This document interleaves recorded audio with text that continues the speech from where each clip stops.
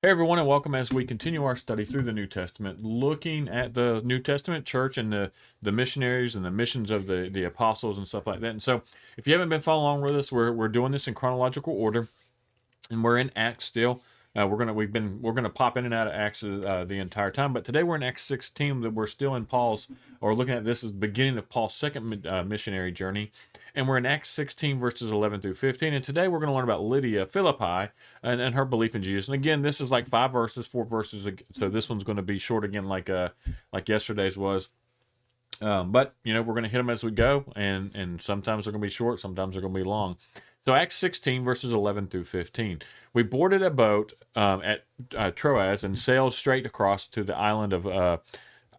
Guys, I'm going to be honest with you, man. I'm horrible with names, so just I try to learn these things, but by the time I listen to them and then try to repeat them, I do horrible with them. So I'm going to butcher them, but hopefully you'll forgive me.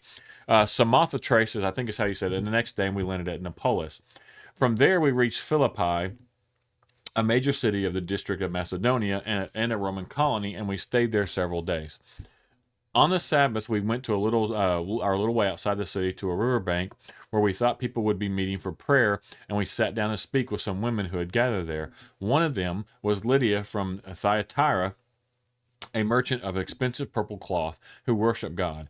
As she listened to us, the Lord opened her heart and she accepted what Paul was saying. She and her household were baptized, and she asked us to be her guest. If you agree that I am a true believer in the Lord, she said, come and stay at my home. And she urged us until we agreed. And so, looking at this, right at Philippi, this is 10 miles inland from the Nepalis, I think is how you say that, where Paul began his ministry and labors in Europe. And so the Jewish community at Philippi was so too small to have a synagogue.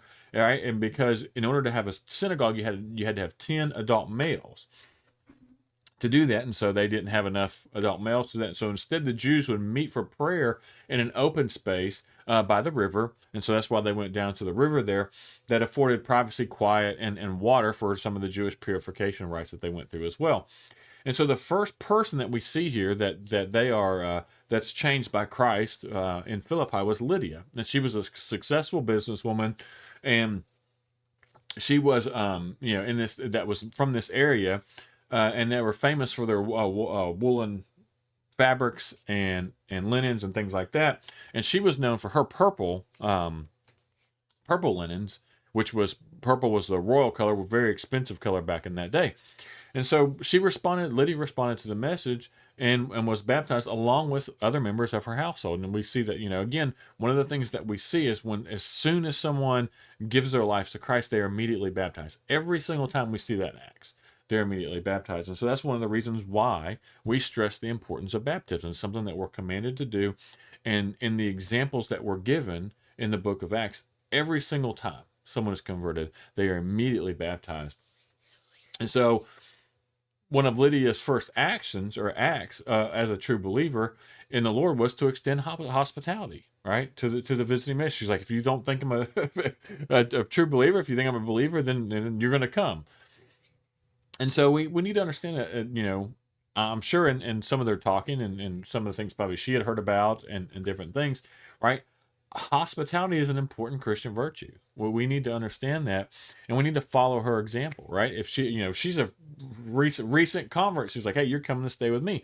And so hospitality is an example of something that we need as Christians to show to others, and to make sure that we show that example. If someone who's a newly formed or a newly converted believer can do that and gets that, then we should get that. And that's part a key and a core piece to Christianity. And I put like, I don't know, 10 or 12 I think verses that that goes to that and references to hospitality. But again, I think this is an important message. One of the things we follow when we've been following Paul, he always hits the Jewish people first, right? He always goes to the Jews first, and then goes to the Gentiles. And I think this is important to see how he evangelizes and how he works with people. He always tries to get the ones he thinks probably will be most open. He always goes to the Jews first. Maybe not the most open, but then he goes from the Jews, and then once they reject him or push him off, he goes to the Gentiles. And I think we see that here in a little bit. But again, so they stay at Lydia's for a little bit, and then they continue their missionary journey on. And then tomorrow we're going to look at Paul and Silas are in prison. That one's a little bit longer, has a little bit more notes. I'm not going to read. It's like, I think, over 20 some verses, so I probably won't read that one to you. But again, it's we're going to see that we're going to start getting into some of the persecution side, and going up against resistance as they go through and preach throughout these regions in this missionary journey. I think also I'll probably let them map in one of the next couple ones, so you can kind of get an idea of where all they've traveled and where they're traveling to, so you can see, kind of give you an idea of modern day where they were at and what towns and stuff they were going to as they were spreading the gospel message. As always, I appreciate everyone who takes the time to watch these, and it really helps. I love your comments. I love your questions. And because we like that, we only learn. The only way we're going to learn is through communication, through discussion. So we push that highly. And if you haven't subscribed to our channel, I ask that you do that, so you get the notifications daily. And I ask that you share this if you find it useful, find it helpful. Share it with others. It helps us grow, helps us reach more people. And that's kind of our ultimate goal in this, is to reach people for Christ. So as always, I appreciate everyone who takes time to watch.